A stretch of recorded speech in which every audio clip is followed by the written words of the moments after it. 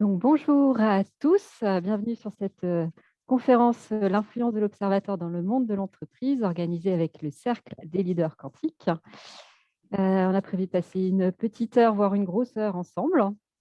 Tout le monde entend bien au niveau du son et de l'image? OK. Parfait. Si ce n'est pas encore le cas, prévoyez de quoi noter, ça va nous servir tout à l'heure. Et puis, bah, voilà, pour ceux qui l'ont pas encore fait, indiquez dans le chat votre prénom et la ville où vous vous trouvez pour qu'on s'amuse un petit peu à voir où se trouvent les gens. Cette visioconférence est enregistrée, donc si jamais toutefois vous ne vouliez pas apparaître, eh bien, il suffirait juste de couper la vidéo. Le replay sera disponible sur la chaîne YouTube du Cercle des leaders quantiques. Et donc voilà, on va pouvoir donc commencer. Alors tout d'abord, vous présenter le Cercle des leaders quantiques, donc qui est une association dont la mission est de sensibiliser les leaders à la nécessité d'ajouter un nouveau regard sur leur entreprise pour mieux la développer tout en restant au service du bien commun. Et parmi les membres fondateurs, donc on va retrouver Marceau Nicolas Nelson, qui est entrepreneur, coach mental, business mentor pour dirigeants audacieux. Florence Pousset, qui elle est docteur en neurosciences et experte en physique quantique. Jocelyne Giraud-Girard, qui est docteur en chimie quantique, habilitée aux fonctions de maître de conférence, consultante et coach en leadership. Jean-Pierre Glichnes, qui est ingénieur Central Paris, coach et facilitateur auprès des entreprises. Et je vous invite fortement à aller voir en replay sa conférence du mois dernier sur pourquoi les leaders doivent s'intéresser à la physique quantique. Et nous avons aussi Didier Carnel, expert en innovation quantique et entrepreneur. Et pour vous ce soir, moi-même, Sophie Hérault, donc en tant qu'intervenante sur cette conférence-ci, spécialisée dans la transformation des dirigeants vers une vie plus en accord avec à la fois leurs valeurs et leurs visions, sachant que j'ai une mission qui est d'amener chaque dirigeant à prendre de la hauteur et à avoir surtout une vision d'ensemble, alors que moi je qualifie d'holistique, sur à la fois l'organisation, puisque l'entreprise, il y a différents services, donc d'avoir cette vision-là, mais aussi celle de soi en tant que chef d'entreprise. Et chef d'entreprise, ce n'est pas tout. Quand on part le soir, il reste encore enfin voilà, on laisse pas la casquette et il ne se passe plus rien. On est également un être humain et cet être humain intervient également dans l'entreprise. Donc, c'est important aussi de pouvoir prendre de la hauteur sur ces différentes notions. Le cercle des leaders quantiques, en fait, c'est l'animation, en tout cas dans la mesure de notre possible, d'une conférence chaque mois sur des thématiques qui sont en lien avec le leadership. L'idée est de nous inspirer de ce que nous dit la science, et notamment la physique quantique, pour proposer des nouvelles pratiques, de nouveaux regards sur l'organisation dans le monde du travail, sur le leadership, voilà, sur qui on est en tant que dirigeant, donc ce genre de choses. Et donc, on envisage des formations, des ateliers, des accompagnements pour tous ceux qui voudraient aller plus loin. Alors, ce que nous allons voir pendant cette heure, donc là, on vient de voir la présentation du Cercle des leaders quantiques, et on va surtout s'intéresser à tout ce qui touche à l'observateur. Donc, en premier lieu, pourquoi s'y intéresser, et notamment à l'influence que peut avoir cet observateur dans le monde de l'entreprise, ce que ça signifie d'un point de vue quantique, puisque là, il y a, voilà, la science nous dit un certain nombre de choses. Et puis après, répondre à ces questions, toujours en faisant un focus sur cet observateur, sur le qui, le quoi, le comment et le quand.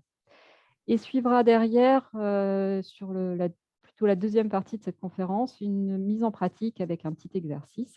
Et puis on conclura avec le mot de la fin où je vous laisserai à nouveau la parole. Alors, pourquoi s'intéresser à l'influence de l'observateur? Alors, c'est possible que de temps en temps, je fasse des raccourcis du type la loi de l'observateur, mais on parle bien de l'influence de l'observateur. Tout d'abord, parce que ça va conditionner de nombreuses décisions. Ce qu'on observe aboutit à des décisions derrière. La deuxième raison, c'est que ça modifie justement le fonctionnement et les résultats de l'entreprise. Et ça, c'est fondamental pour un dirigeant d'avoir conscience de ça. Mais pas seulement. En effet, il y a aussi l'impact, bien sûr, sur l'entreprise, mais aussi sur les membres qui la composent, vos clients, vos fournisseurs, les impôts que vous payez. On peut élargir le cercle de façon très large.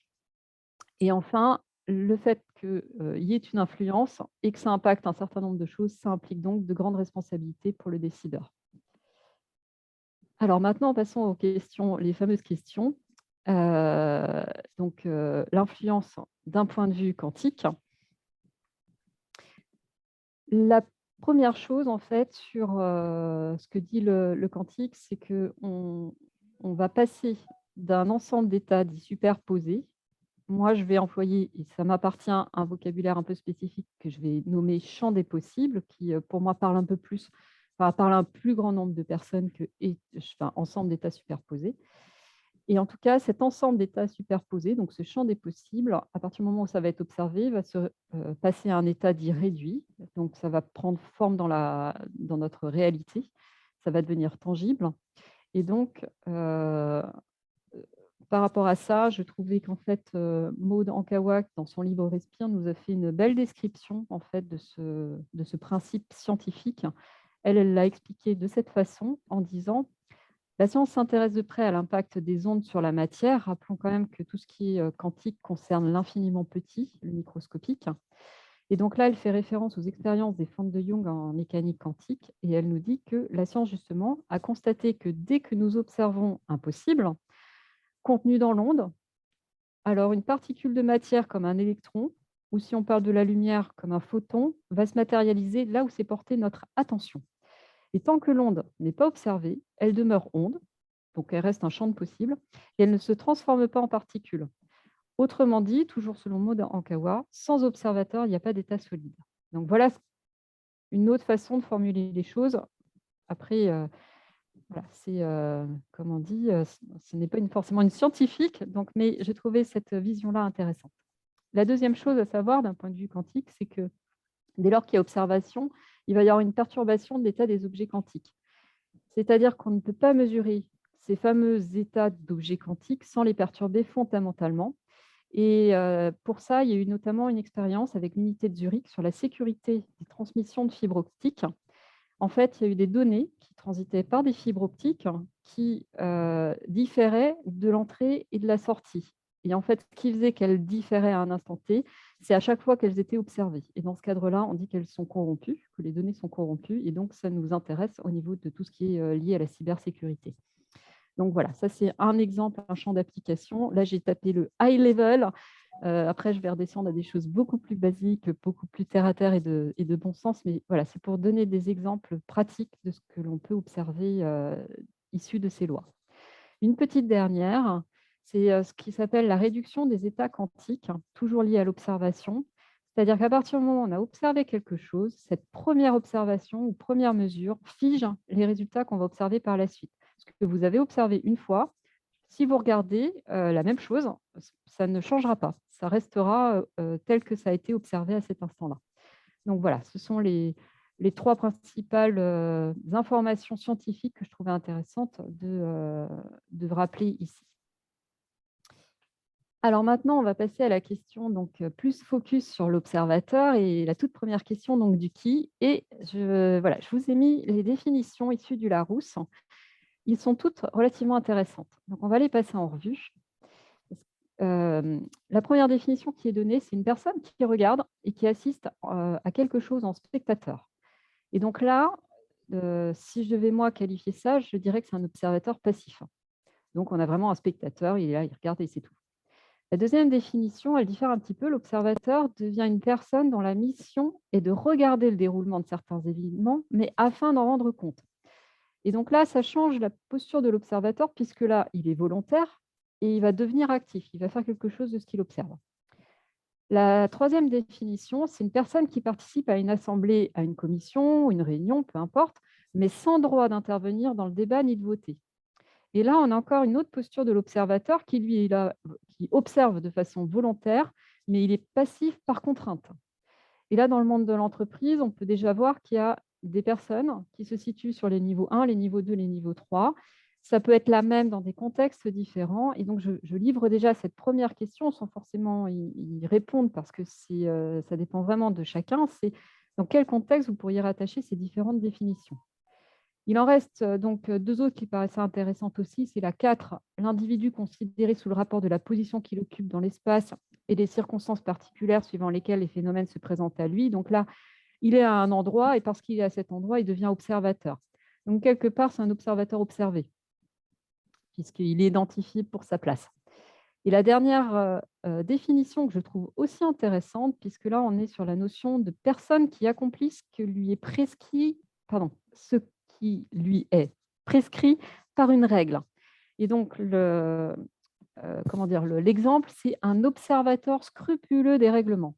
Et là, on voit bien que ce qui est dit observateur est en fait quelqu'un de très actif et d'engagé pour le coup. Donc, selon le contexte et selon les personnes, on peut avoir affaire à différents types d'observateurs. Et quelque part, je repose encore la question, c'est quel type d'observateur vous-même êtes-vous, principalement? Et ça aussi, c'est une question intéressante selon votre position dans l'entreprise. Deuxième question, toujours sur cette notion du qui, que je trouve intéressante d'aborder avec vous, c'est de positionner les observateurs sur ce graphique. Donc, il y a 2 échelles et là, si vous avez de quoi noter, je vous invite fortement à noter les 2 axes. Donc, l'axe vertical où on va avoir les observateurs qui sont internes à l'entreprise, donc en haut, et ceux externes à l'entreprise en bas. Et puis, sur un axe horizontal, ceux qui sont, que moi je qualifie d'actifs, et par actifs, avec cette définition un petit peu dans ce qu'on a vu tout à l'heure, des gens qui vont être volontaires pour observer ou conscients qu'ils sont en posture d'observation ou qui vont avoir une expression par rapport à ce qu'ils sont en train d'observer. Donc, expression qui peut être orale ou écrite, peu importe, mais en tout cas, voilà, ça ne va pas rester juste une observation, il va en faire quelque chose. Et puis, de l'autre côté de l'axe, cette notion de passif, avec plutôt là des observateurs qui vont l'être de façon involontaire. Il y a un bruit bizarre, du coup, je me retrouve à écouter des choses et à observer qu'il y a un problème avec une machine. Ou de façon un peu inconsciente, il y a des flashs qui arrivent et donc du coup, j'observe ça dans mon champ de vision, mais sans forcément y prêter attention, ou qui vont être observateurs, mais qui ne vont rien dire. Donc voilà, dans un premier tour d'horizon, est-ce qu'il y a des choses qui vous viennent à l'esprit pour placer des observateurs, des qualités d'observateurs qu'on peut trouver en entreprise ou externes à l'entreprise, pour les placer sur ce schéma?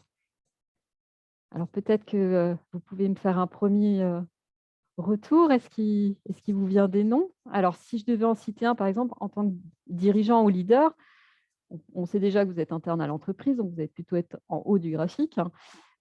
Mais est-ce que vous considérez plutôt comme actif ou observateur passif, hein? Donc voilà, il y a une première question par rapport à ça. Bon, là, c'est à peu près évident qu'on est actif, hein, en principe. Par rapport à l'influence, dans ce qu'on va voir au fur et à mesure, c'est vrai que si le dirigeant reste quelqu'un de passif, c'est dommage, puisqu'en fait, il pourrait avoir un vrai impact sur l'entreprise et ses résultats en étant un observateur actif. Alors, moi, j'ai noté quelques éléments, voilà, pour donner des idées. Et bien évidemment, rien n'est figé, c'est-à-dire que ça, ce qui est noté là, c'est majoritairement ce que moi j'ai pu constater en intervention en entreprise, mais ça ne veut pas dire que c'est forcément ça. Mais globalement, on retrouve en interne à l'entreprise et observateurs actifs, les dirigeants, les managers, les responsables. Souvent plutôt en passif, mais c'est loin d'être toujours le cas. Et pour les entreprises dont les collaborateurs sont actifs, c'est très bien, mais la plupart du temps, ils observent des choses et ils le gardent pour eux. Donc c'est pour ça que j'ai plutôt eu tendance à les mettre dans la partie droite. Et puis, on va retrouver en externe à l'entreprise, dans les observateurs vraiment actifs, tout ce qui va être expert, notamment votre expert comptable, les consultants diverses et variés qui sont là très souvent pour apporter des solutions. Donc, ils vont commencer par observer ce qui va et ce qui ne va pas, les différents prestataires. On va retrouver les auditeurs dont l'objectif est d'abord d'observer, et notamment, je pense aux auditeurs qualité. J'ai placé les actionnaires comme étant des observateurs actifs parce qu'en général, ils s'expriment quand ça ne va, enfin voilà, quand ça ne correspond pas à ce qu'ils ont envie. Et il y a également les médias qui sont des observateurs actifs, c'est-à-dire qu'ils vont arriver à parler de votre entreprise sans forcément, enfin voilà, ils vont observer et ils vont en parler. Et puis de l'autre côté, je les ai mis dans le passif, mais ce n'est pas toujours le cas. Il y a les clients. Alors, ils peuvent devenir actifs selon si vous leur demandez de s'exprimer ou pas. Il y a les fournisseurs, il y a les partenaires, il y a les gens qui vont visiter l'entreprise. Et puis après, il y a tous ceux qu'on ne voit pas, mais qui sont aussi là, tels que les internautes qui vont faire des recherches sur voilà, vos produits, services, l'entreprise. Et puis toutes les organisations publiques et privées. On peut citer par exemple l'État, Google, les associations de consommateurs et j'en passe. Donc voilà, tout ça, ce sont des observateurs et tous ces gens, si on les cite, c'est qu'à un moment donné, possiblement, ils peuvent avoir une influence sur votre entreprise et ses résultats. Donc, dans les questions, la toute première, alors sachant, comme je l'ai dit, ça, c'est pas figé, c'est vraiment à adapter à chaque, enfin voilà, à votre contexte, à vous. Dans première question, c'est est-ce que ces observateurs, quels qu'ils soient, ou plus exactement, est-ce qu'il pourrait y avoir un autre type d'observateur qui, lui, ne serait pas un être doté d'une conscience? Est-ce qu'un robot pourrait être un observateur? J'ai ma réponse, mais c'est voilà, je pense que ça appartient à chacun d'imaginer ça. Et puis une deuxième question autour de cette thématique, c'est est-ce que ces observateurs qui seraient classés dans la catégorie passif dans le constat que vous pouvez faire aujourd'hui, est-ce que c'est pertinent? Et si oui, comment faire pour les passer en observateurs actifs? Et donc, qu'est-ce qui, voilà, peut, leur permettre soit d'aller faire de l'observation, soit de s'exprimer, soit voilà, d'être plus conscient dans l'observation. Donc ça reste des questions que je livre, mais c'est juste, voilà, pour à un moment donné poser les choses.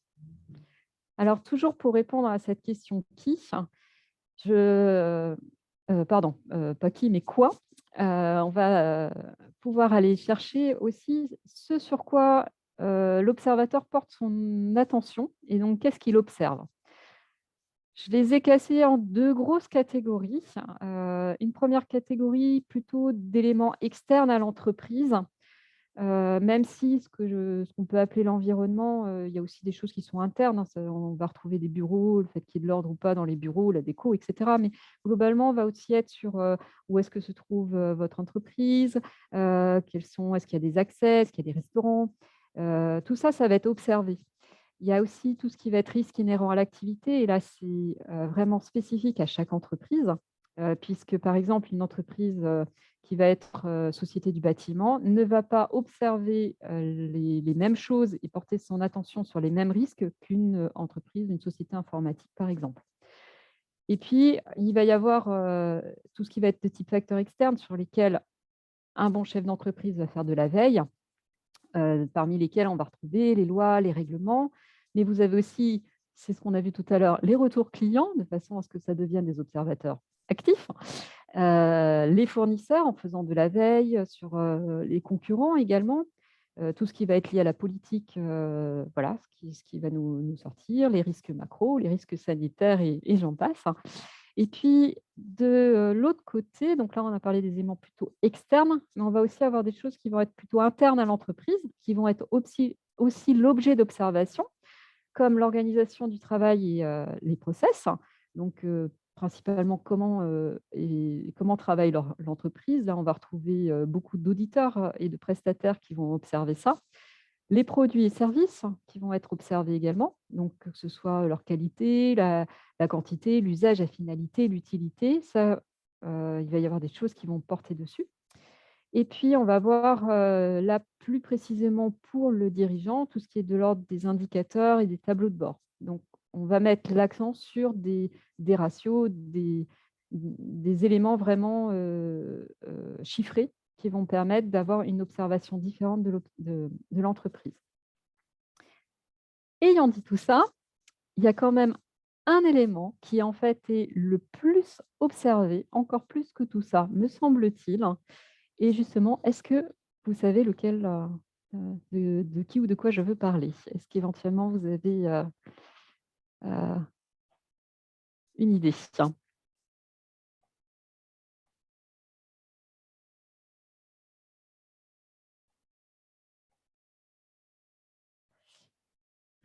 La culture de l'entreprise on l'observe passivement parce qu'on n'en est pas toujours conscient non plus, mais c'est Alors, observé. Effectivement, je l'ai moi inclus dans un terme plus générique qui s'appelle les hommes, puisqu'en fait, les hommes qui vont composer ou non d'ailleurs, l'entreprise, hein, puisqu'on a vu que les clients n'en font pas forcément partie, mais c'est eux qui vont, faire l'objet de beaucoup d'observations, que ce soit sur la notion de décision, les comportements, les émotions. Et on peut rajouter également aussi, quand on parle de l'homme, du son monde intérieur, puisqu'en fait, on peut aussi observer ce qui se passe à l'intérieur de nous en termes de ressenti. Et donc, quand on parle des hommes, et de ce sur quoi porte l'observation, on se rend compte que l'homme, il a un double rôle. Il est à la fois observateur, mais il est aussi observé. Et ça, en entreprise, ça a aussi une influence. Heu, s On le reverra tout à l'heure, mais globalement, ce ce comment dire? Le rôle de l'homme en entreprise va définir aussi, s'il est beaucoup observé ou pas et s'il est beaucoup observateur ou pas. Donc voilà, je pose ça aussi en réflexion. Alors maintenant, on va passer à la question de l'observateur. OK, mais l'observation, comment ça se passe? Tout à l'heure, je vous ai, j'ai employé ce mot «champ des possibles». On pourrait le requalifier en champ informationnel, donc il y a du tangible et de l'intangible, mais en tout cas, c'est absolument tout ce que vous pourriez observer. Champ des possibles, tout est là et c'est vraiment un gros nuage. De ce champ des possibles, vous allez, porter votre attention et avoir une observation sur une partie de ce champ et c'est pour ça que, la bulle est bien plus petite que le champ. Et donc à partir du moment où, comme on l'a dit tout à l'heure, vous avez observé quelque chose, ça devient une réalité tangible et ce n'est plus modifiable. C'est-à-dire que si vous avez entendu le bruit de la machine, à un moment donné, elle a bien fait le bruit, point. C'est voilà, ça on ne revient pas dessus. Sauf qu'entre les 2, on a, cette notion de filtre. Il y a un premier filtre qui est là. J'ai, décidé par facilité de l'appeler filtre intentionnel, dans le sens où c'est bien l'observateur qui va, de façon, avec, son intention, focaliser sur une partie du fameux champ informationnel et en fait, il va y avoir que quelques informations de ce champ des possibles qui vont être observées.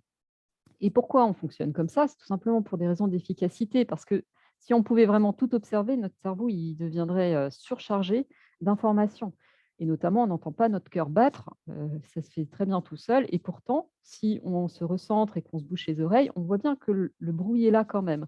Donc dans ce que l'on observe, on a des filtres, donc moi j'appelle filtres intentionnels et c'est vraiment pour, focaliser voilà, ce sur quoi c'est important. Globalement, ce que l'on observe est soit important, soit vital, soit ça sort de notre référentiel habituel, soit ça présente un risque. Voilà à peu près ce sur quoi à un moment donné, on décide de porter notre attention.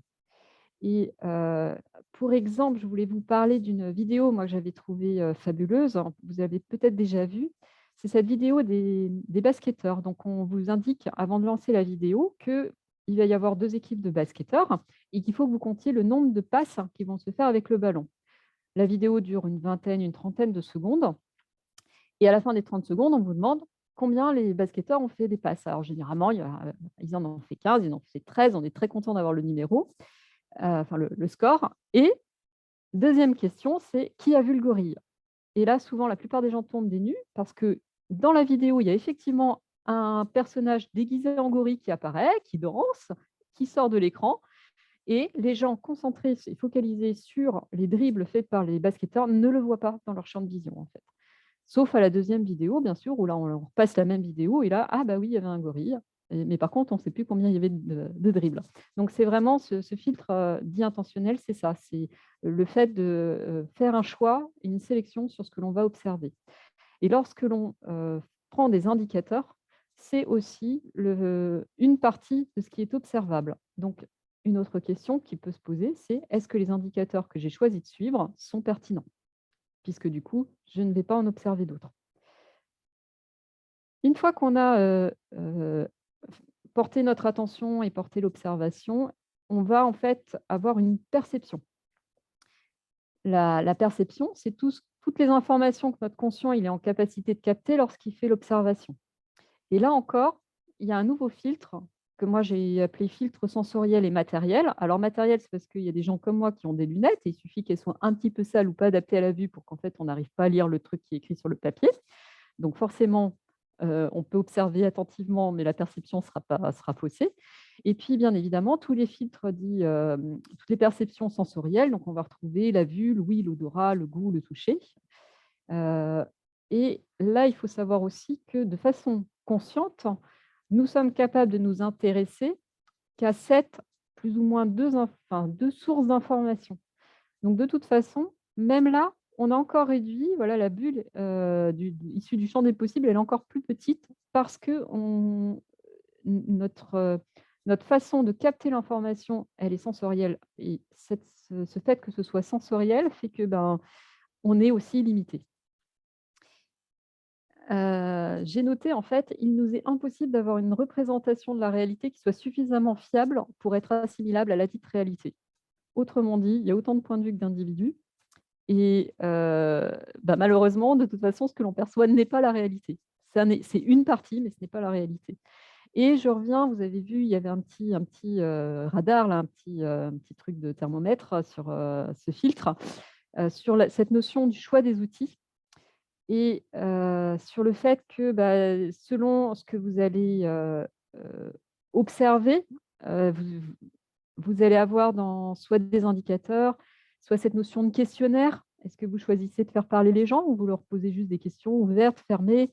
Est-ce que c'est écrit? Est-ce que c'est à l'oral?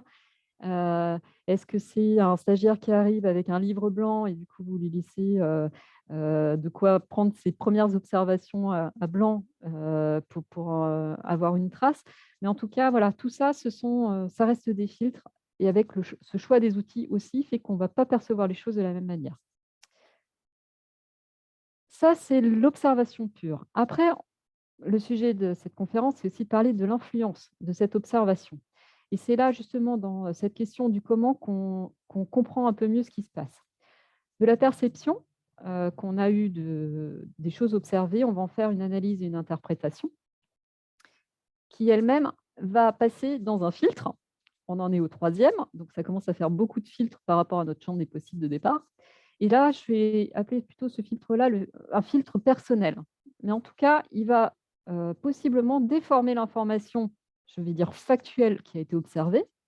Et ça peut conduire, notamment, je pense que vous connaissez cet effet Pygmalion où, en fait, à partir du moment où je crois quelque chose, je conditionne l'expérience. Donc parmi, ces filtres personnels, ben, on va voir notre champ de connaissances, nos compétences, les valeurs qui sont les nôtres, nos croyances, les émotions qu'on vit à l'instant T, notre histoire personnelle, la culture dans laquelle, on vit ou qui nous a nourris. En tout cas, tout ça, bah, ça va venir biaiser la perception qu'on peut avoir eue au départ. Cette analyse et interprétation donc repasse à nouveau par, ce filtre pour aboutir à un résultat et à des conclusions qui elles-mêmes vont aboutir ou pas à, des décisions avec soit, une action, une réaction ou de l'inaction. Et la question donc c'est ceux que j'appelais les observateurs passifs. Si on est dans l'inaction, quel dommage d'avoir eu une observation et de ne rien en faire. En tout cas, ça peut impacter l'entreprise. Si la fameuse personne qui a entendu, je reviens toujours à mon bruit de machine qui faisait tic tic tic et que c'était bizarre, c'est pas normal de l'entendre, si elle ne vous le fait pas remonter, vous avez perdu une information qui peut être extrêmement importante sur la continuité de l'entreprise. Si les machines ne marchent plus, ben, voilà. Et le fait d'avoir l'information pourrait permettre éventuellement de la réparer, d'anticiper. Donc, c'est en ça où on va parler d'influence. Et bien évidemment, les décisions et actions, elles, vont à nouveau impacter notre fameux champ des possibles et l'alimenter en continu. Et là se représente encore une question, puisqu'en fait, ça c'est pour une personne, ce schéma-là, mais pas que. Quand on est en groupe et en société, en fait, tout le monde est observateur. Et donc, on démultiplie le nombre d'observateurs et ça rend du coup extrêmement complexe la prédiction de l'influence de chacun. Pourtant, tout le monde influence le champ des possibles, plus ou moins. Voilà, ça va vraiment dépendre notamment du pouvoir décisionnaire, on va dire. Alors, la question suivante, jusque-là, tout le monde me suit? Vous faites des pouces pour me dire: «C'est bon?» Cool. Ok. La question suivante, c'était quand? Et je trouvais aussi intéressant de, vous parler de, cette notion d'observateur et du temps, tel qu'on le conçoit. Alors, je l'ai synthétisé avec, 4 phrases. La première, c'est que seul le présent existe. Bien évidemment, ça n'engage que moi. Je J'avais écrit dans un article de blog en 2016 qui portait sur les paradoxes de la gestion du temps. En tant qu'être humain, on a créé une échelle de temps dans laquelle on va retrouver le passé, donc ça, ce n'est plus. Il y a le présent, c'est ce qui est là maintenant, et puis il y a le futur, et ça n'est pas encore. Et donc, si ce qui n'est plus et ce qui n'est pas encore n'existe pas ou plus, la seule chose qui nous reste, c'est donc le présent. D'où cette phrase: «Seul le présent existe». La relativité, elle nous dit que présent, passé et futur sont là à chaque instant et qu'en fait, tous ces temps-là sont mélangés dans l'instant présent. Donc, c'est intéressant d'avoir aussi ces 2 visions et je sais que j'avais aussi rajouté cette phrase en disant: «Le présent est à la fois le résultat et l'origine de ce qui se passe dans notre vie». Et c'est ce qu'on retrouve en fait sur le petit schéma que vous avez, avec les petites flèches passé, futur, qui impactent le présent, ou pas. Autre, élément, d'information que je trouvais important de vous donner sur, cette gestion du temps dans l'observation, c'est, Pierre-Marie Ledoux, qui est professeur en neurosciences, qui lui évoque les 3 types de présent. Il en parle comme ça, donc c'était, en 2019 lors d'une conférence qu'il a donnée. Il disait: «Le cerveau humain vit 3 temps. Il y a un premier temps qui est non pas le passé, mais le présent du passé». Notez la différence. Donc en fait, ça correspond sur notre dessin au mot «passé» qui se trouve sous le mot «présent». Donc c'est celui qui est tout en bas. Ce temps qui détermine nos expériences, présentes à l'aune de nos expériences passées. Le deuxième temps, c'est le présent du présent, celui qui déclenche les comportements en temps réel à l'aune de l'affect. Donc lui estime en fait que ce qui fait qu'on va agir, c'est nos émotions. Et il considère un troisième temps qui est le présent du futur. Et ça, c'est un temps qui nous permet de voyager dans le futur et de modifier nos actions présentes en fonction de ce que nous avons visualisé. Donc on est toujours dans le présent, mais il y a ce qui vient du passé qui, voilà, qui nous affecte maintenant. Il y a aujourd'hui, et ça c'est lié à nos émotions, et puis le futur qu'on s'imagine déjà. Il, fait également une autre observation que je trouvais intéressante de citer, c'est que ce qui est observé appartient au passé.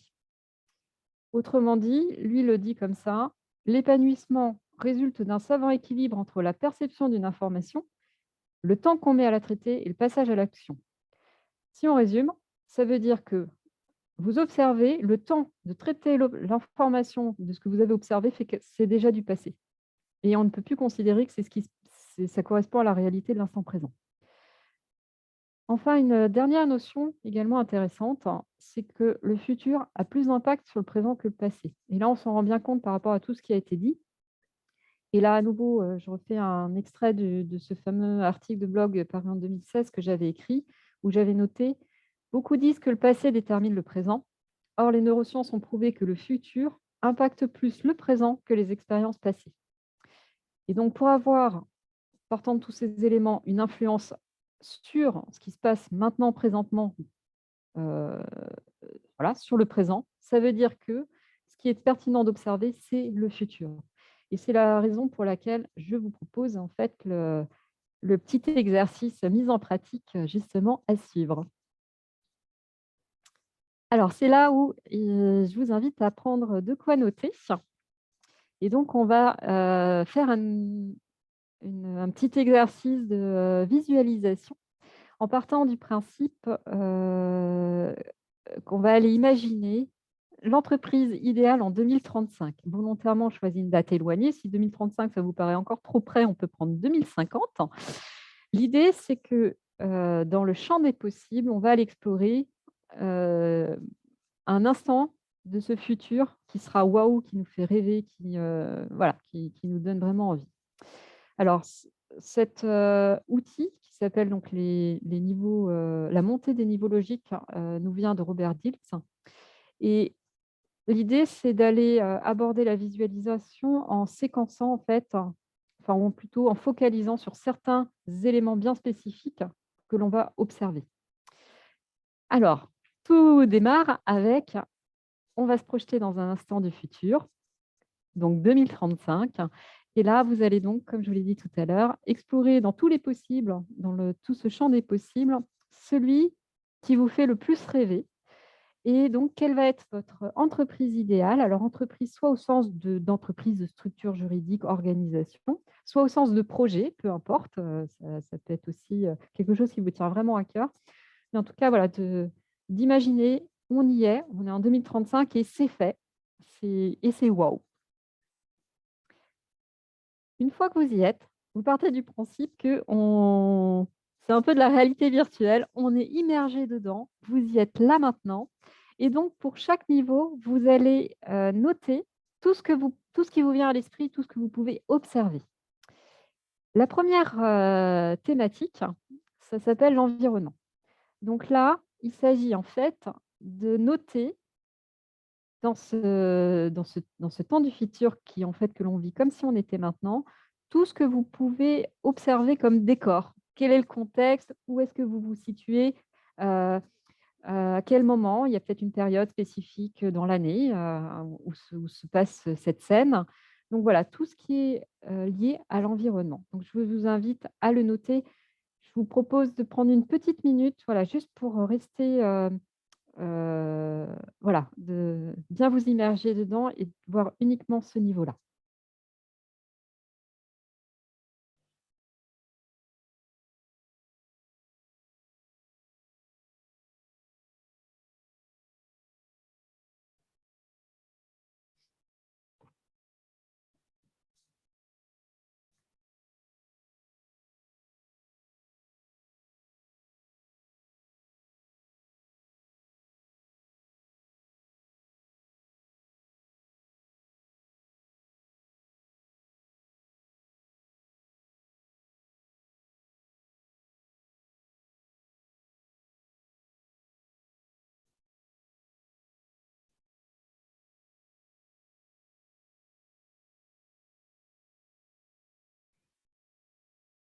Alors si vous êtes «sec» entre guillemets, vous ne savez pas trop par quel bout le prendre, vous pouvez démarrer des phrases du type: «J'observe, je suis en train d'observer ça. Voilà ce que je vois, voilà ce que j'entends, voilà ce que je sens». On retrouve notre fameux, filtre sensoriel de tout à l'heure.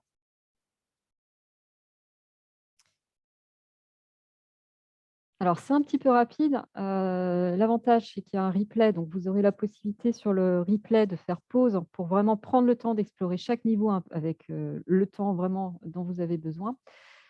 Là, malheureusement, le temps est limité, donc je vous propose d'aller explorer le niveau suivant, où là, on va se focaliser uniquement sur ce qui est lié au comportement. Autrement dit, tout ce qui est de type action. Qu'est-ce que je fais? Voilà, et là, la question va être, vous allez avoir des phrases du type: «Je fais», «J'agis» et donc vous faites quoi? Qu'êtes-vous en train de faire? Et là encore, je vous laisse une petite minute pour explorer, voilà, en termes de comportement, qu'est-ce qui se passe, dans ce temps idéal, ce moment du futur idéal?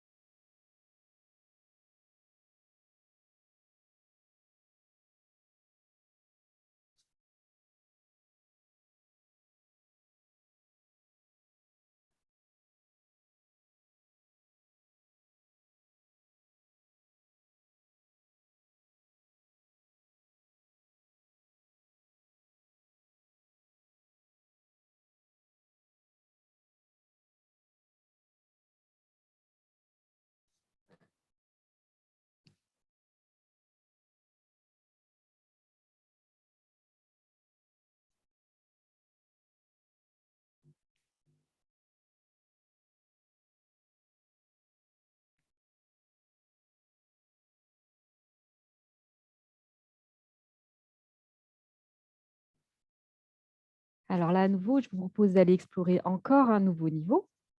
Donc cette fois-ci sur le niveau qu'on appelle capacité, qui va reprendre en fait toutes les compétences et savoir-faire qui sont les vôtres. On peut avoir une question du type: «Comment je suis arrivé là? Qu'est-ce qui m'a permis de pouvoir agir de cette façon-là?» Et donc là, on va être plutôt sur des phrases qui vont démarrer par, «Je sais», voilà, ou «Je sais faire ça». Ce qui ne veut pas forcément dire que vous êtes en train de le faire, mais en tout cas que, voilà, vous avez appris à le faire et ça vous a servi.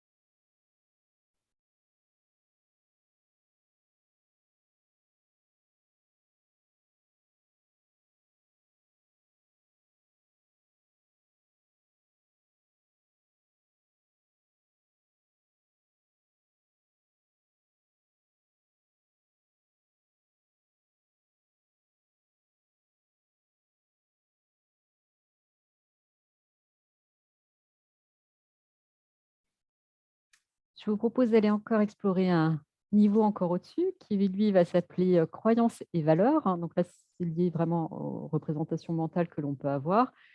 Derrière, il y a plus ou moins la question «Pourquoi?».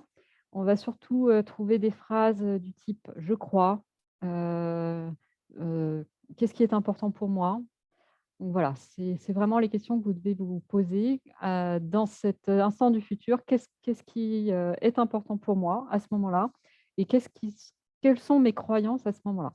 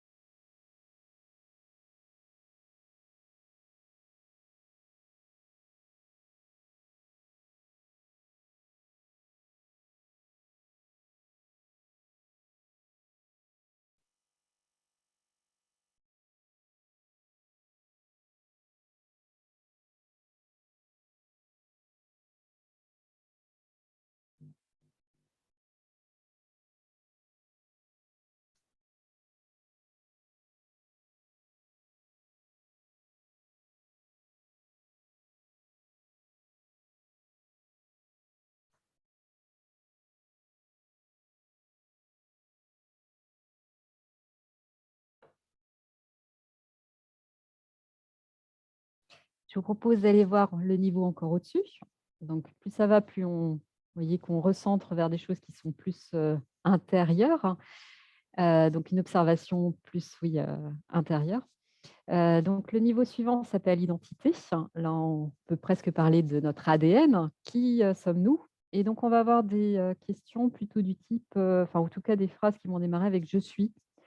Alors je suis, tel type de personne, ou ça peut être aussi une émotion. Je suis en joie, je suis enthousiaste, je suis, voilà.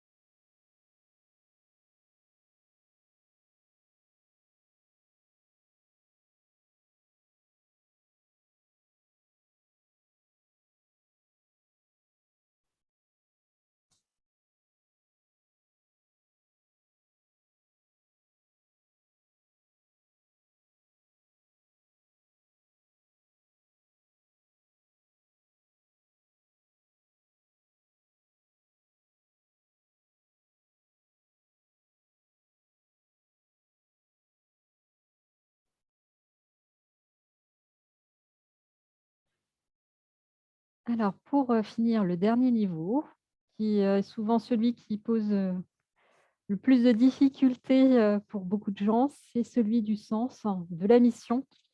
Et donc, qui va répondre à ces deux questions principales. Pour quoi en deux mots ou pour qui? En fait, euh, qu'est-ce qui fait que j'agis comme ça? Euh, pourquoi en fait, pourquoi de plus grand que moi est-ce que j'agis comme ça? Qu'est-ce qui me dépasse et qui est plus grand que moi et qui justifie en fait voilà, que je pose toutes ces actions, que je fasse tout ça, que j'ai ce projet-là, que ça représente mon idéal. Donc là, c'est vraiment le sens, la mission, ce qui vous motive, au-delà de vous-même.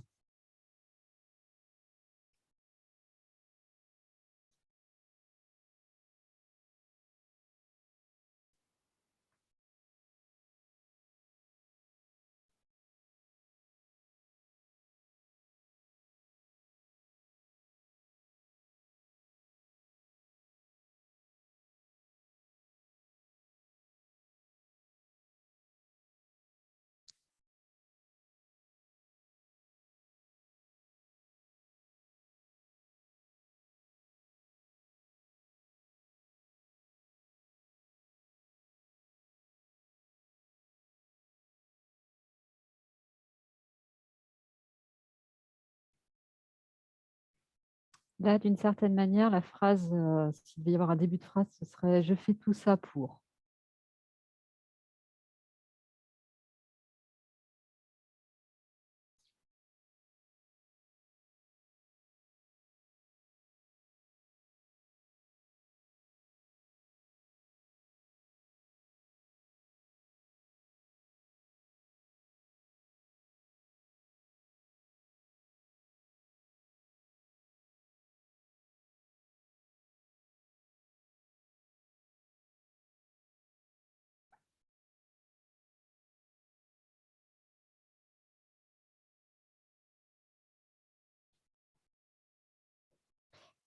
Alors, en toute honnêteté, c'est un exercice, de visualisation qui, nécessiterait, bien plus que d'y passer 1 à 2 minutes, sur chaque niveau.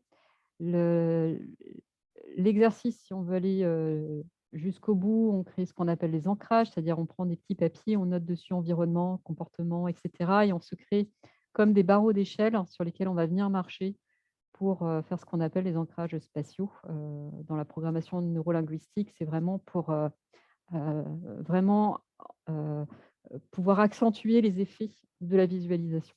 Donc voilà, si, vous avez la possibilité de le refaire, prenez bien le temps et éventuellement rajouter ces petits papiers au sol avec chaque niveau, sur lesquels on va se poser. Avec cet, exercice, alors j'aimerais que vous ouvriez les micros si pour ceux pour qui c'est possible. J'ai, plusieurs questions. Il y en a une première là, c'est: vous avez, fait une observation d'un futur avec cet exercice de visualisation et en fait, la l'influence que vous allez avoir en tant qu'observateur, c'est ce futur. Qu'est-ce qui, diffère cette observation du futur, en quoi elle diffère de ce que je peux observer là, maintenant? Et donc d'aller voir quels sont les écarts que vous avez observés. Donc autant, la visualisation, le fait de passer en revue chaque exercice, on était plutôt sur cette notion d'attention, d'observation et de perception et là, vous voyez qu'on arrive sur l'autre partie qui est plutôt analyse et interprétation de mon observation. C'est le 2e effet.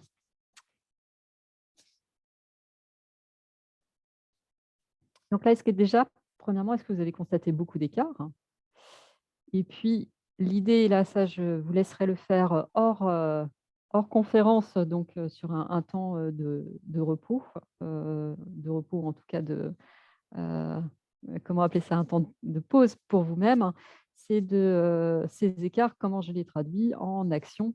Enfin, en tout cas, j'en tire quelles conclusions et donc quelle action je peux poser derrière et donc comment je fais une correction pour, pouvoir m'emmener vers cette entreprise idéale qui me fait rêver.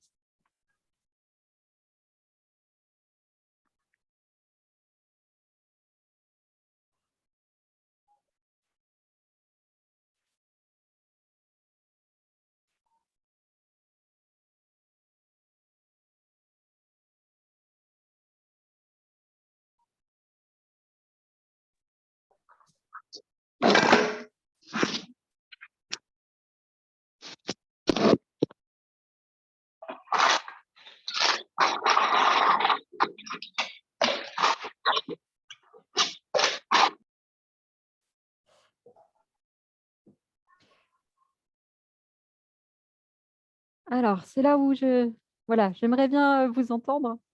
C'est la question suivante, en fait, qui est, vous avez observé le futur, vous avez observé en quoi il différait de l'instant présent. Du coup, hem, en tant qu'observateur de cet exercice, d'avoir fait cet exercice, qu'est-ce que vous en avez retenu comme apprentissage? Donc en étant observateur de l'observateur qui observe, si je le résume avec ces termes. Est-ce que quelqu'un veut prendre la parole? Marceau. Heu, oui, bonsoir à toutes, bonsoir à tous. Ce que j'observe, c'est déjà en se projetant dans le futur et en imaginant le futur tel qu'on le souhaiterait, au présent, bah, déjà il y a un ressenti de bien-être, donc ça agit déjà effectivement sur son état d'esprit, sur sa sensation de bien-être. Voilà, donc on s'y projette déjà, donc en projetant effectivement les images. Et donc, voilà, il y a cet effet je dirais pas, enfin, pas de gratitude, mais de vivre ce moment à l'instant présent. Oui, donc un impact émotionnel. Ouais, OK. impact émotionnel. Autre chose, c'est en l'imaginant et en travaillant effectivement sur ces différentes étapes, bah, quelque part, on se projette dans une démarche de possibilité. Finalement, c'est possible puisque je l'ai créé dans mon esprit. Je ressens cette sensation de bien-être, cette sensation de bonheur. Donc, ce qui manque, c'est du coup, c'est de mettre en place les actions pour transformer, comment dire, ce que j'ai dans mon état d'esprit, le matérialiser. Et là, on revient sur, ce qui était vu au début, à savoir, est-ce que je fais le choix d'être observateur actif ou passif? Voilà, Mmh. c'était dans ce sens, est-ce que je transforme ce que j'ai observé ou pas? Michel, est-ce que tu veux partager, un petit mot sur, l'apprentissage, Ben, moi, ça me parle parce que je suis en train de travailler sur mon projet d'entreprise, justement, à 10 ans, donc donc ça tombait bien. voilà. Donc effectivement, c'est bah, le penser maintenant, c'est quelque part, c'est déjà s'imaginer, dedans, en fait, Mmh. émotionnellement, je peux le ressentir aussi et ça, bah, ça m'aide aussi à me projeter et à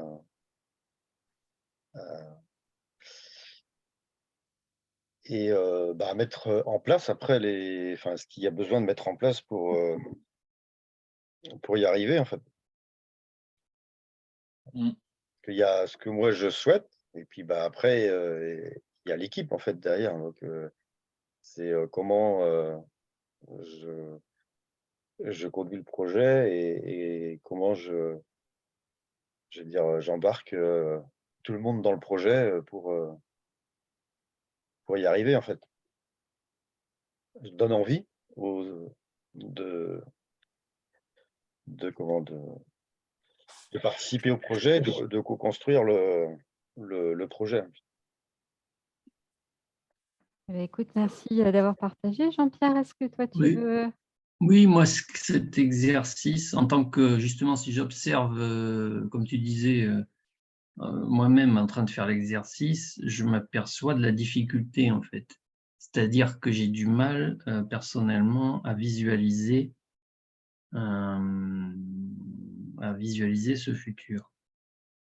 Voilà, ça m'interpelle là-dessus, quoi. Je sais pas, alors ce on que je on oui. n'a pas pris le temps, mais effectivement, il y aurait besoin de, prendre plus le temps pour s'immerger dans la visualisation du futur, dans le voilà, là, le fait de n'avoir qu'1 heure fait qu'on on a réduit à peau de Oui. chagrin. Mais normalement, effectivement, il y a quand même un temps d'immersion qui est bien plus important, justement pour pouvoir être bien dans Oui. l'exercice de visualisation et pouvoir l'explorer surtout.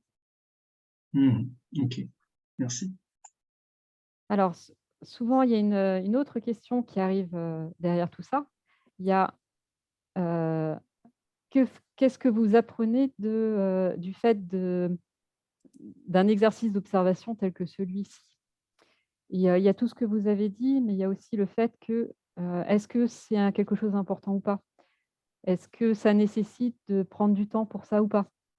Et donc là, vous devenez supra-observateur de tout ce processus d'observation, en fait. Je le mets de côté, c'est juste voilà, pour la réflexion.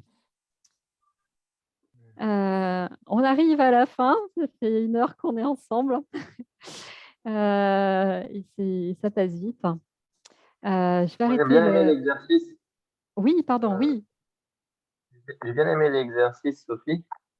Il y a quelque chose que j'ai fait avec un groupe d'acteurs du changement à l'île de la Réunion.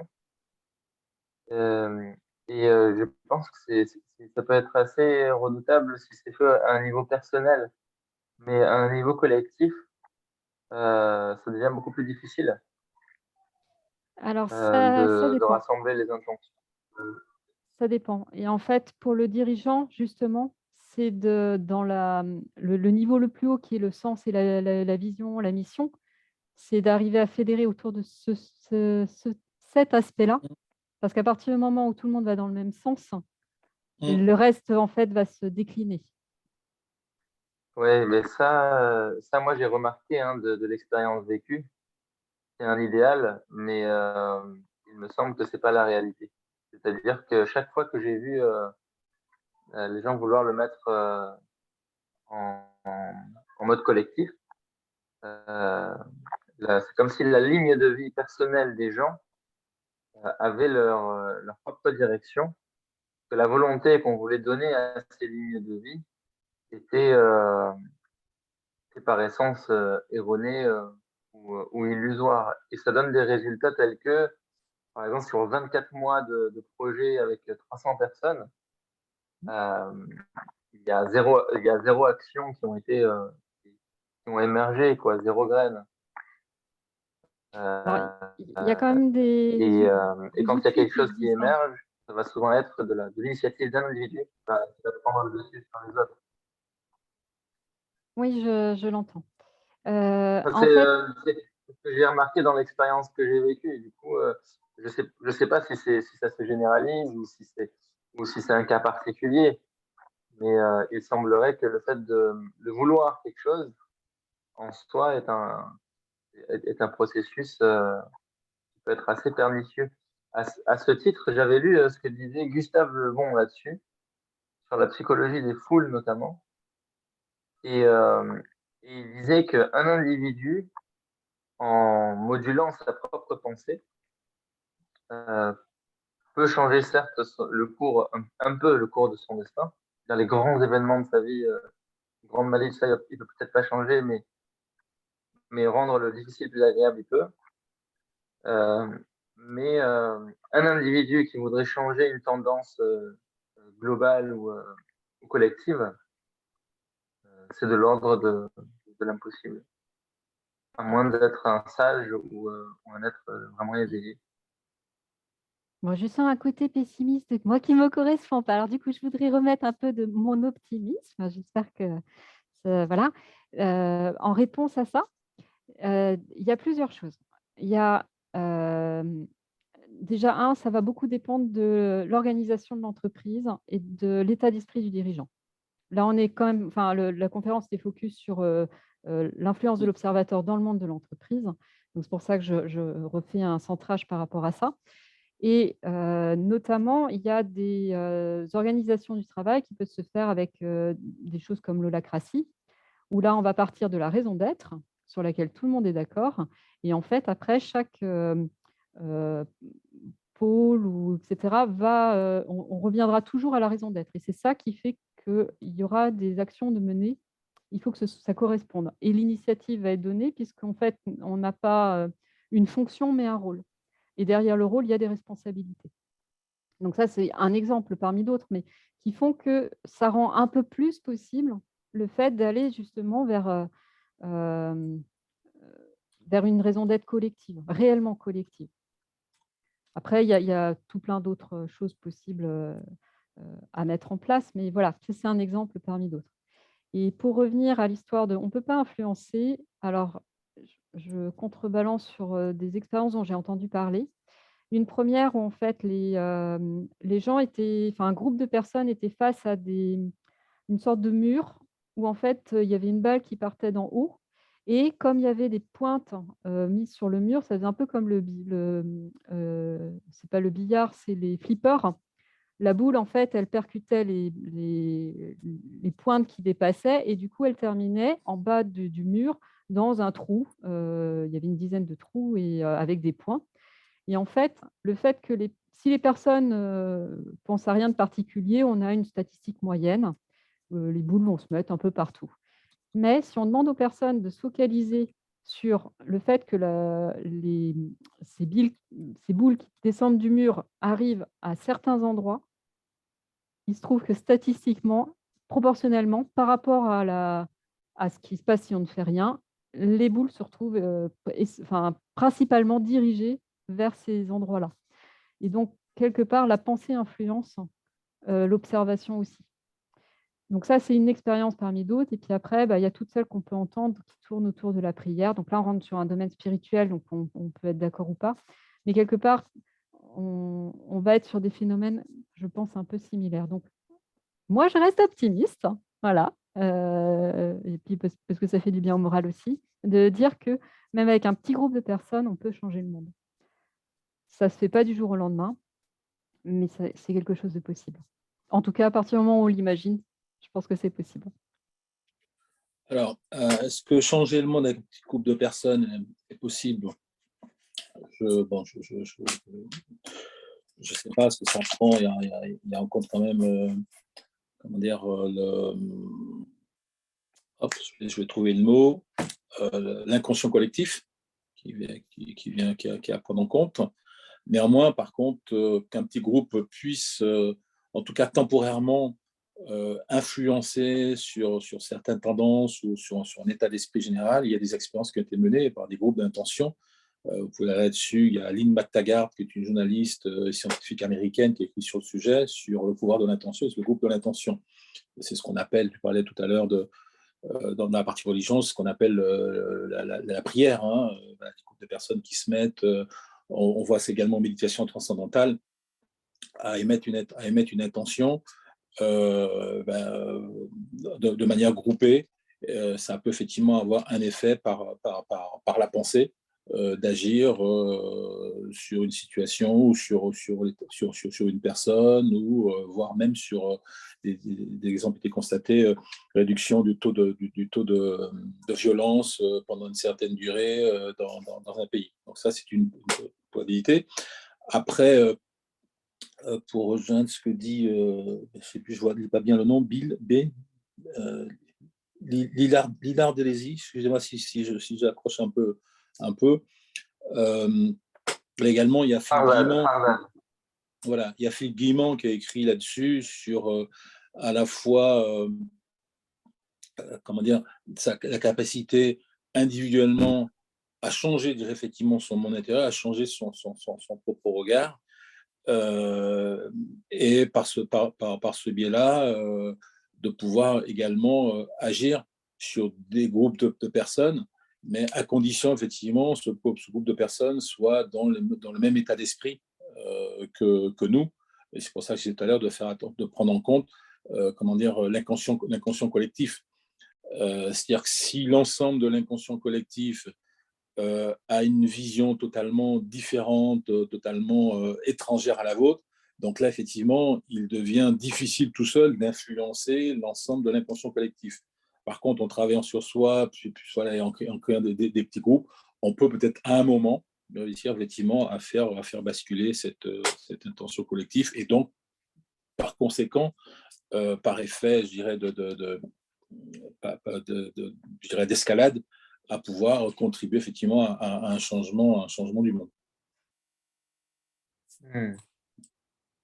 Moi, ce que j'ai envie d'ajouter, excuse-moi, c'est par rapport à ça, c'est que de toute façon, qu'on le veuille ou non, nos intentions influent sur la réalité que nous créons et c'est juste qu'on le fait, c'est souvent fait inconsciemment.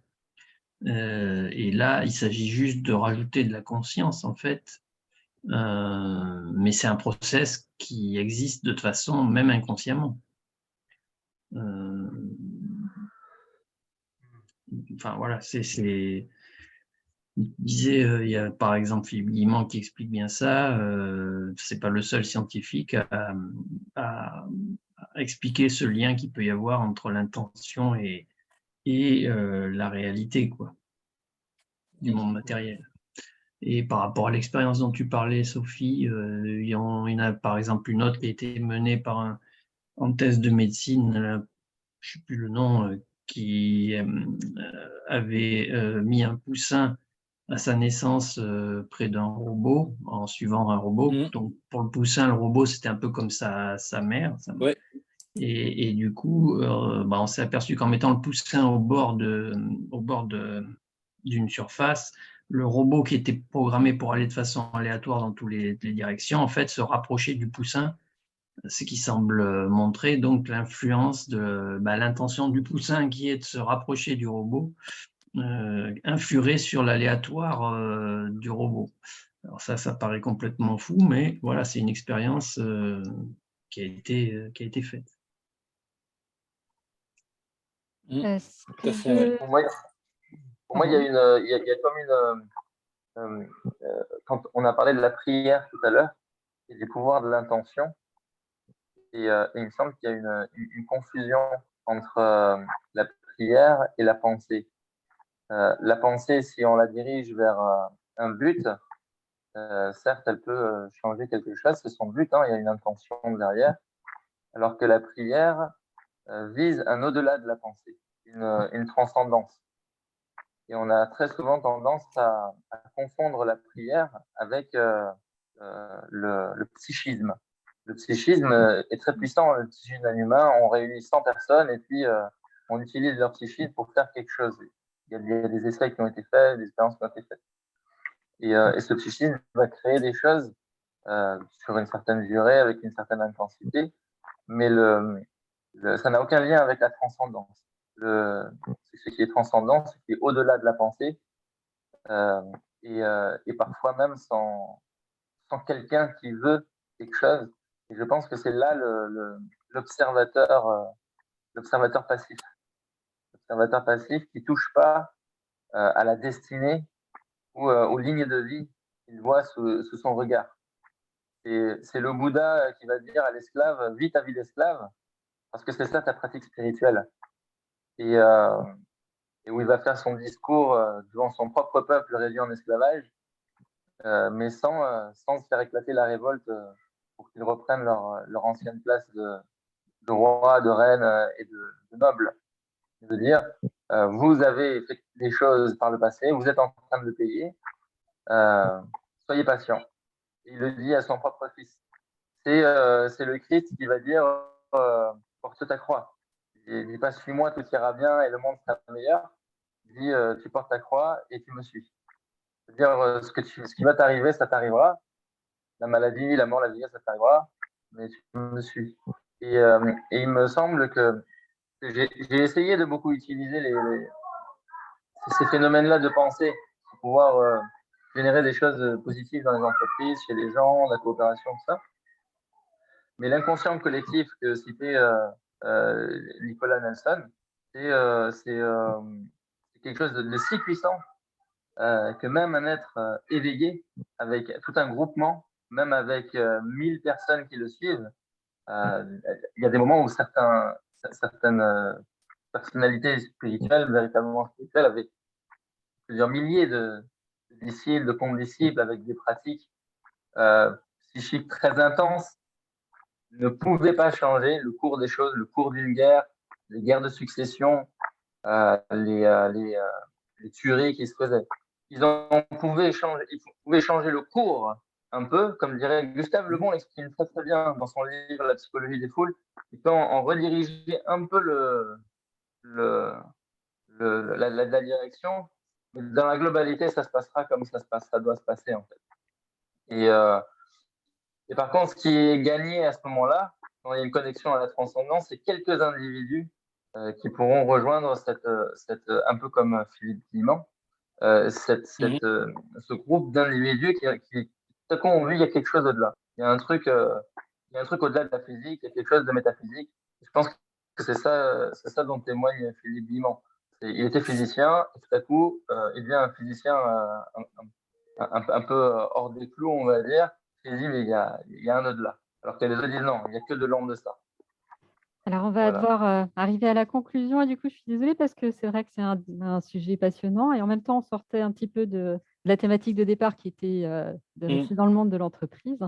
Est-ce que si on devait donner une conclusion, quels seraient les 3 points que vous retenez de cette conférence, éventuellement un mot qui résumerait ce que vous avez vécu pendant ce temps passé ensemble? Michel? Eh ben, moi, je dirais que ce qui est important, c'est de prendre conscience de notre rôle en fait en tant qu'individu en fait, et par rapport à ce que j'ai entendu, c'est incarner aussi notre être humain. Et moi, je le vis comme ça dans mon entreprise. Et il y a beaucoup de choses qui peuvent changer sans la volonté de vouloir changer en fait. Voilà, donc que chacun retrouve son identité profonde, et là, on arrivera beaucoup plus à avancer collectivement, parce que je pense que tous les êtres sont bons dans leur fond, donc on peut arriver à changer les choses. Voilà ma vision et ma conclusion. OK. Qui d'autre veut intervenir? Marceau? Ce que je retiens, c'est que le regard du dirigeant, puisqu'on parle de l'entreprise, a un impact direct sur le vécu, la réalité du quotidien de son entreprise. Jean-Pierre, peut-être? Je prends dans l'ordre des gens qui apparaissent sur l'écran. C'est un peu ce que j'ai dit tout à l'heure, c'est-à-dire que de toute façon, j'allais dire, qu'on le fait, on observe qu'on le veuille ou non. Après, pour moi, c'est une question de conscience. C'est quelle est la conscience qu'on y met. On observe et on influence quoi qu'on fasse, quoi. Même si on fait rien, même si on, dans tous les cas, c'est comme le fait de décider. Même si on décide rien, c'est une décision aussi. Donc en fait, pour moi, c'est plus la question de la conscience qu'on met dans cette observation et dans les actions après. C'est un beau résumé. Oui. Pour moi, ça m'a permis de voir quel genre d'entreprise j'aimerais en 2035-2050. Et c'est un exercice intéressant. Pour moi, l'entreprise n'existera pas. Il n'y en aura pas. Il n'y a pas d'entreprise à profit, mais juste du travail nécessaire dont le gain est utile pour tous, pour les animaux, la nature et l'humain. Et c'est une vision qui est très peu partagée aujourd'hui dans l'entreprise telle qu'on le connaît, très individualisée et dans le succès personnel. Et je l'appellerais plutôt l'entre-donne. Quelque chose où, au lieu de prendre entre quelque chose, on donne. Voilà. C'est une très belle vision et voilà, je partage beaucoup de choses par rapport à ça. Merci beaucoup. Il y a Catherine si éventuellement c'est possible d'ouvrir le micro et de faire un partage.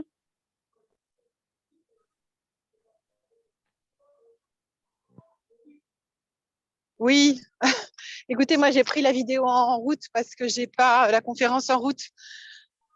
Parce que j'ai pas pu me libérer avant, mais ce que j'ai entendu me réjouit.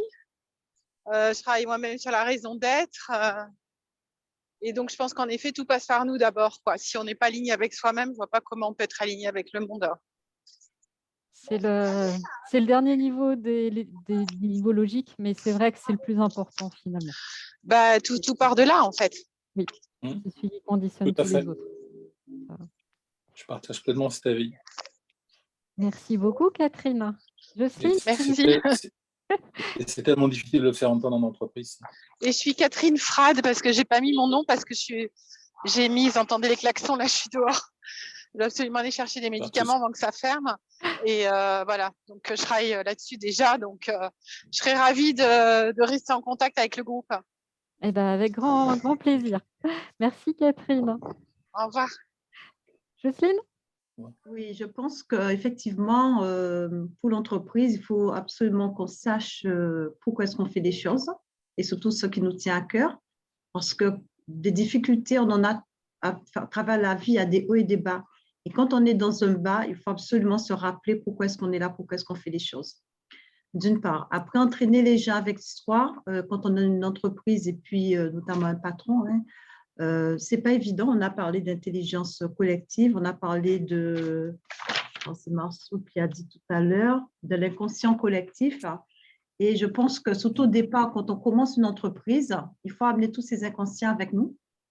Eh bien, on n'est pas tous au même niveau. Ça prend du temps. Il y en a qui vont venir beaucoup plus rapidement parce qu'ils seront passionnés par ce qu'ils font et voudront. Et il y en a d'autres, eh bien, ce sera un peu à la traîne parce qu'ils veulent bien, mais ils ont peur, mais voilà, ça ne correspond pas à ce qu'ils attendent, mais ils sont là quand même. On ne sait pas forcément pourquoi les gens sont présents. Et ce que je vois pour avoir créé pas mal de structures, c'est qu'au départ, il y a beaucoup de monde et très vite, au bout de 6 mois, je m'excuse pour ma caméra, très vite, au bout de 6 mois, et parfois même 6 mois, c'est beaucoup. Il n'y a plus personne. Hein. Il y a le dirigeant qui est tout seul, il y a peut-être une personne qui le soutient, on pourra dire, et les autres ne sont pas là. Par contre, quand ça arrive, souvent, les gens abandonnent. Mais par contre, la personne qui a de la résistance, si elle continue, eh bien, au bout d'1 an, voire même 2 ans, parfois 3 ans, eh bien, les gens commencent à se rallier. Et j'ai entendu aussi des personnes dire qui même me suivent. C'est-à-dire, moi, de toute façon, j'avance. Voilà. Et par contre, ce n'est pas évident. Et donc, du coup, je vais te laisser, Sophie, introduire pour le mois prochain. On est en plein dedans. Parce qu'en fait, Jocelyne, donc là, qui vient de terminer, de faire ce dernier commentaire, va faire notre prochaine conférence donc, fin février. Et donc, une thématique qui sera plutôt axée sur le leadership. Donc, on attend avec impatience. Donc, surveillez bien la page LinkedIn du Cercle des leaders quantiques. Et puis, bien, voilà, on mettra les informations également sur notre site internet leader-quantique.com. Donc, voilà. Toutes les infos sont là et le replay va donc être disponible sur la chaîne YouTube Cercle des leaders quantiques.